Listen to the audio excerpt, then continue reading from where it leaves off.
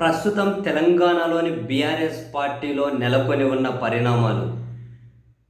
కేసీఆర్ గారు వాళ్ళ కుమార్తె కవిత గారిని పార్టీ నుంచి సస్పెండ్ చేయడం అండ్ కవిత గారు వీటన్నిటి వెనుక హరీష్ రావు, సంతోష్ రావు ఉన్నారు. వాళ్ళు తెలంగాణ ముఖ్యమంత్రి రేవంత్ రెడ్డి గారితో టైఅప్ అయ్యారు. బీఆర్ఎస్ని మింగేసే ప్రయత్నాలు చేస్తూ ఉన్నారు. నిజాలు మాట్లాడుతూ ఉన్నందుకే నాకు ఈ శిక్ష అని చెప్పి కవిత గారు మీడియా సమావేశంలో మాట్లాడిన తర్వాత ఈ అంశాలన్నిటి మీద స్పందించిన తెలంగాణ ముఖ్యమంత్రి రేవంత్ రెడ్డి గారు తన స్పందనలో కొంత భాగం చాలా విచిత్రంగాను గమ్మత్తుగానే అనిపించింది. ఫైనల్గా బీఆర్ఎస్లో ఈ పరిణామాలకు కారణంగా తెలుగుదేశం పార్టీ తెలంగాణ నుంచి కనుమరుగవ్వడం ఒక కారణం. అంటే తెలంగాణలో తెలుగుదేశం పార్టీ లేకుండా పోయిందట. అది చాలా పెద్ద పార్టీ, చాలా మంచి పార్టీ, గ్రేట్ పార్టీ అట తెలుగుదేశం. ఆ తెలుగుదేశం పార్టీని తెలంగాణలో లేకుండా వాళ్ళు ఫుల్ స్ట్రగుల్ అయ్యేలా చేసిన పాపమే బీఆర్ఎస్ను వెంటాడుతుందట. మరి తెలుగుదేశం లేకుండా చేశారు కదా, మరి ఇప్పుడు మీరైనా ఎట్లా మనుగడ సాధిస్తారు అని చెప్పి బీఆర్ఎస్ని ఉద్దేశించి రేవంత్ రెడ్డి గారు చేసిన వ్యాఖ్యలు గమ్మత్తుగా అనిపించాయి. ఒకసారి గౌరవ ముఖ్యమంత్రి గారి మాటలు వినండి. తెలుగుదేశం పార్టీ ఒక అద్భుతమైన పార్టీ, చాలా మందికి అవకాశాలు కల్పించిన పార్టీ. కొంతమంది కుట్రల వల్ల ఆ పార్టీ కూడా ఈరోజు తెలంగాణలో ఒక సమస్యను ఎదుర్కొంటుంది. మరి ఇన్ని దుర్మార్గాలు చేసిన మీరు మాత్రం ఎట్లా మనుగడ సాధిస్తారు? ప్రకృతి అనేది ఉంటుంది, ఆ ప్రకృతి శిక్షిస్తుంది.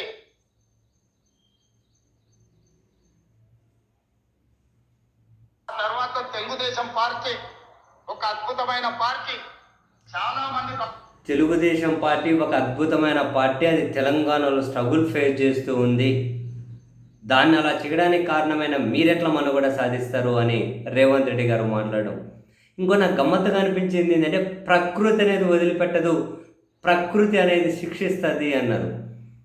దీని మీనింగ్ ఎగ్జాక్ట్గా ఏందో తెలియడం లేదు. ఎందుకంటే ప్రకృతి శిక్షిస్తుంది అనే మాటలు యాక్చువల్గా దివంగత వైఎస్ రాజశేఖర రెడ్డి గారి మరణం గురించి తెలుగుదేశం పార్టీ వాళ్ళ పత్రికలు, వాళ్ళ టీవీ ఛానళ్ళు, ఆ నాయకులు ఎక్కువగా మాట్లాడే మాటలు ఇవి. ప్రకృతి శిక్షిస్తుంది, ప్రకృతి వదిలిపెట్టదు, గాల్లో వచ్చారు గాల్లోనే పోతారు. ఇటువంటి మాటలన్నీ కనుక వాళ్ళ భాష. బహుశా ఆఫ్కోర్స్ ఒకప్పుడు తెలుగుదేశం క్యాంపులో ఉన్నప్పుడు ఇదే రేవంత్ రెడ్డి గారు రాజశేఖర రెడ్డి గారి మరణం మీద కూడా పావురాల గుట్టలో పావురం అయిపోయారని చెప్పి కూడా వ్యాఖ్యలు చేసి ఉన్నారు. అది వేరే విషయం అప్పుడు టీడీపీలో ఉన్నప్పుడు. అయితే ఇప్పుడు ఏ కాంటెక్స్ట్లో రేవంత్ రెడ్డి గారు ప్రకృతి ఉంటుంది, ప్రకృతి వదిలిపెట్టదు అన్నారు.